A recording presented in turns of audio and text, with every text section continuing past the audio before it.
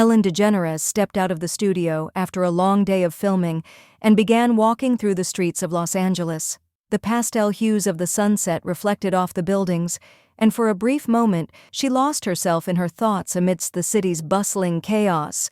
But a harsh voice a few meters ahead snapped her back to reality. "Get out of here, old lady! You can't beg here!" Ellen turned her head and saw an elderly woman trembling on the sidewalk. She was wrapped in a worn-out cardigan, her face lined with the weight of the years she had endured. People walked past her, throwing cruel remarks as if she were invisible. Some glanced at her with disdain, while others ignored her altogether. Without a second thought, Ellen quickened her steps, her heart tightening at the sight. She crouched beside the woman and gently asked, "Ma'am, are you okay? Can I help you?" The woman slowly lifted her head. Her eyes were filled with sorrow, yet deep within them, a fragile glimmer of hope remained. Margaret clasped her hands in her lap, lowering her gaze. The tremble in her voice made it clear how much suffering she carried inside her. "My name is Margaret. I was once a teacher. For 30 years I taught children how to read and write. Watching them succeed, seeing the spark of curiosity in their eyes, that was my greatest joy in life. But life?" She took a deep breath, her gaze drifting into the distance. "Sometimes hits like a relentless wave, sweeping everything away in an instant." Ellen knelt down to meet her eyes, listening intently, giving her the space to speak. Margaret continued, telling her about how, a few years ago, her husband had been diagnosed with cancer. They had spent every last penny on his treatment, waiting endlessly in hospital corridors, clinging to hope. But hope, it can be your most loyal friend or your cruelest betrayal. When her husband took his final breath, Margaret didn't just lose her partner, she lost the life they had built together. "I had no idea how to go on without him, but the real nightmare began after he was gone." She rubbed her hands together, as if trying to warm herself from a cold only she could feel. "Not long after, I got sick, too. My own body turned against me. I couldn't work anymore. The bills piled up. The debts knocked on my door. I lost everything. My home, my security, even my memories. But the worst part was my children."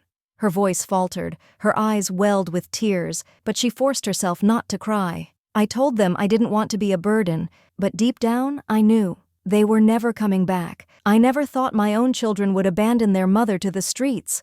Ellen's throat tightened. Her heart ached, not just for Margaret, but for the countless others who suffered the same silent tragedy, growing old and being forgotten, becoming a burden the moment you could no longer work. It was one of society's greatest sins. At that moment, Ellen made a decision. Margaret's story deserved to be heard. Ellen glanced around.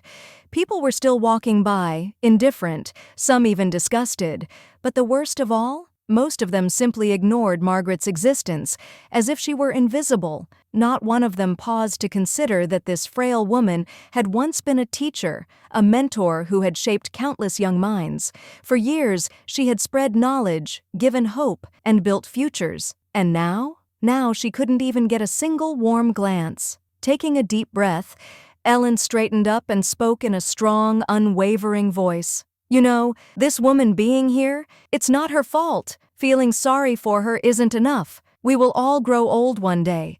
We will all need help at some point. But what do? We turn away. We act as if it's not our problem. We never stop for even a second to think, how do you know this won't happen to you tomorrow?" The murmur of the crowd faded into silence. Conversations ceased. Some lowered their heads in shame, while others looked at Ellen with tear-filled eyes, her words cutting deep into their hearts. A single question echoed in their minds. What if this were me? That thought struck like a slap across the face, forcing them to confront an uncomfortable truth. Ellen gently took Margaret's hand and smiled. "I know exactly what we're going to do," she said. "We're not just going to stand here and feel sorry. We're going to take action, because the fate of humanity lies in our ability to reach out and lift one another up." Margaret looked at Ellen, her eyes wide with disbelief. No one had ever spoken up for her before. No one had ever made her feel seen, valued. For the first time in years, she felt warmth spread through her chest. For the first time in years, she felt hope. As Ellen looked at Margaret, she didn't just see a weary, broken woman. She saw a person filled with wisdom, someone who had given her life to others but had been abandoned by the very world she had once served.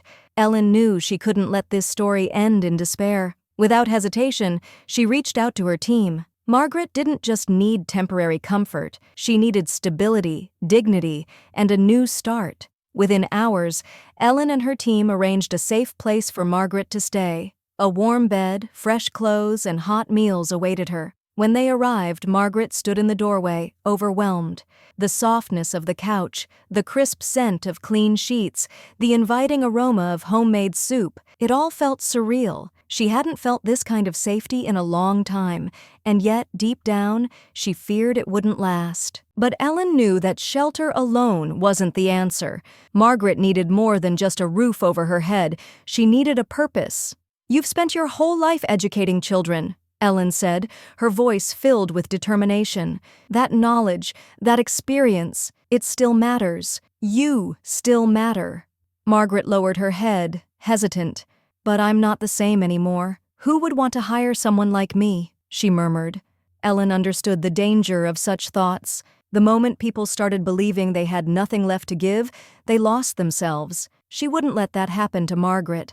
With a few calls, she found a library program looking for senior volunteers to help children with reading and learning. It was the perfect fit.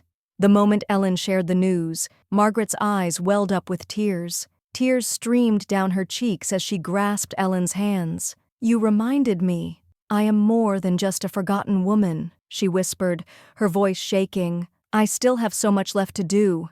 A spark of resilience ignited within her. She was no longer just a woman lost in despair. She was a teacher, a mentor, and above all, a person who still had purpose. And for the first time in a long time, someone believed in her.